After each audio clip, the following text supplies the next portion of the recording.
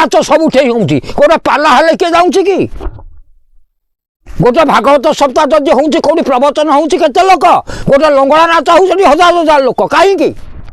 ଅପସଂସ୍କୃତି କୋଉଠି କିଏ କରିଛି ଠାକୁର କରିଛି ତେଣୁ କହିଛେ ମଣିଷ ଜୀବନ ମଣିଷ ନେବ ଆଉ କେହି ନେବେନି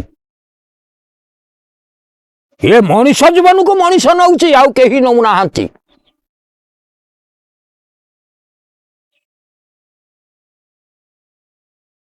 ये लोक खाऊची लोक उपासे पड़ी तेलिया मुंडे तेल गोटे लोक खाइया पाऊनी तार नाई जे खाऊची खाऊची ये संसार कौन एया तेणु कलीर घोर कलीर खेल कला कली थाई हेब सत्य केही न पाइबे ताहार अंत जाई फुलल ए तो गोटे अछूतंकर वृत्तांत संगात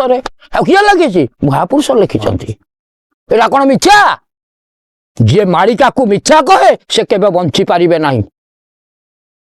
एइटी जो कुहागला जे सकल दीप जे लिभिब अनादि गोसाई उदय हेब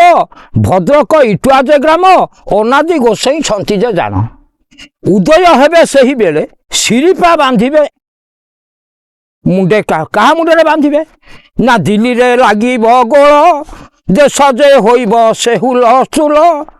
सकल गोल जे हेबे आउ संभाली से न पारिबे कला परीक्षा होइब पार पाप पुण्य जे होइब विचार केते से होइबे से नष्ट भष्ट केते जे पाउन थिबेटी कष्ट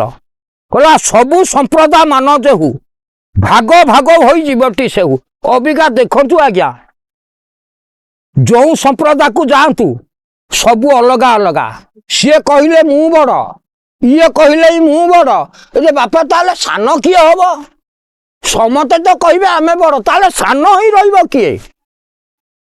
पांचुटा पाहाच पड़ी से बड़ पाहाचुटा कहूँ मु सभा उपरे माने बड़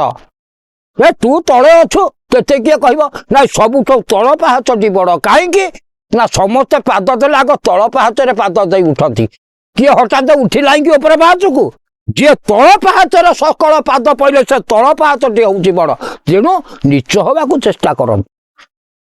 तेणु से कही परीक्षा होइब अपार पाप पुण्यर विचार सबु संप्रदाय मान जो भाग जे होइबटी से निजर गारिमा देखाइबे निजकू बड़ बोलाइबे केही नाही आज्ञा बड़ ही जने से प्रभु कहले लेछंक पाड़ी जे पड़िब मुहा मारेणी आसीजिब कौन करे जोग माया देवे खेलिब रोग रूप रे जही सकल देह रे खेलिबे रोगे खाइबे सही अरे कौन से काउ हाणी खाइबे सबु रोग रूपे शरीर रे प्रकट हेबे चंडी चामुंडा माने मातिबे कहीं ना पापी मानक देहरे कहीं कहले लेछक पाड़ी जे पड़िब मुहा मारेणी आसीजिब देवी होइबे उजागर जलिब ताकर जागर कौन जागर समस्ते निस्तब्ध अच्छा कला शून्य होइब से बेले रड़ी जगत पड़िब उछुड़ी बिरजा से बेले रड़ी छाड़िबे कौन रड़ी छाड़िबे ना प्रथम रड़ी जे बिरजा छाड़िबे सकल देवी जे जही उजागर होई सकले रहिबे जगते छानिया होई जेतले पूरा रड़ी छाड़िब सारा समग्र पृथ्वी टोहली उठिब से रड़ी रे चमक पड़िब रड़ी है जाइछि बारिपदा बालेश्वर भद्रक रड़ी है जाइछि आगुरु एबे जो रड़ीटी हब कला बिरजा छाड़िबे रड़ी लो बउल सार होला करिबे कुट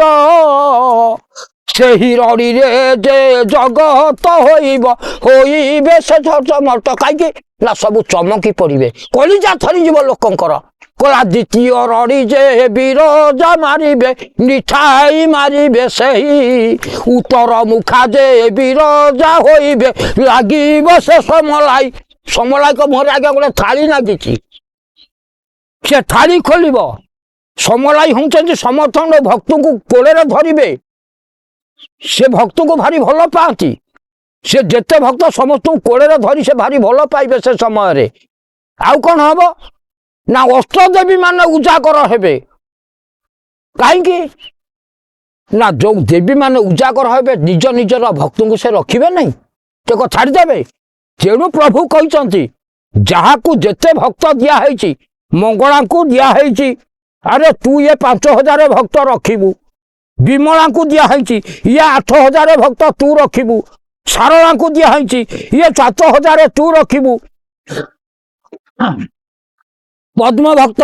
ଗରୁଣଙ୍କୁ ମଧ୍ୟ ଦିଆହେଇଛି, ଭଗବନ୍ତୀ କି 2,000 ଦିଆହେଇଛି। ହଁ,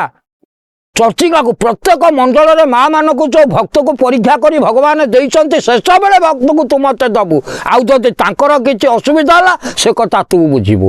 ସେଇ ଭକ୍ତଙ୍କ ପରୀକ୍ଷା, ମା ମାନଙ୍କର ଯେଉଁ ପରୀକ୍ଷା ସବୁ ଏଇ ସମୟରେ ଆସୁଛି ବାପା, ଅଳ୍ପ ଦିନେ, ଏଇଟା ନିକଟରେ ହେଇଯିବ ଆଜ୍ଞା। କାହିଁକି ନା ଆଗରୁ ପ୍ରଭୁ କହିଥିଲେ ଯେତେବେଳେ ରାମଚନ୍ଦ୍ର ଯାଇଥିଲେ କୋଉଠିକି ନା ସେତୁ ବାନ୍ଧିଲେ, ଲଙ୍କାକୁ ଗଲେ, ପୂଜା କରିଥିଲେ ମାଙ୍କୁ। ସମସ୍ତେ ଜାଣନ୍ତି ମା 108 ପଦ୍ମରୁ ଗୋଟିଏ ହରଣ କରିଦେଉଥିଲେ। ପ୍ରଭୁ ଯେତେବେଳେ କହିଲେ ରାଜୀବ ଲୋଚନ ଯେତେବେଳେ ନା ପାଇଗଲେ ଚକ୍ଷୁ ତାଡ଼ିବାକୁ ଯାଆନ୍ତି, ମା ତାଙ୍କୁ କହିଲା ଏ ପ୍ରଭୁ ଇଏ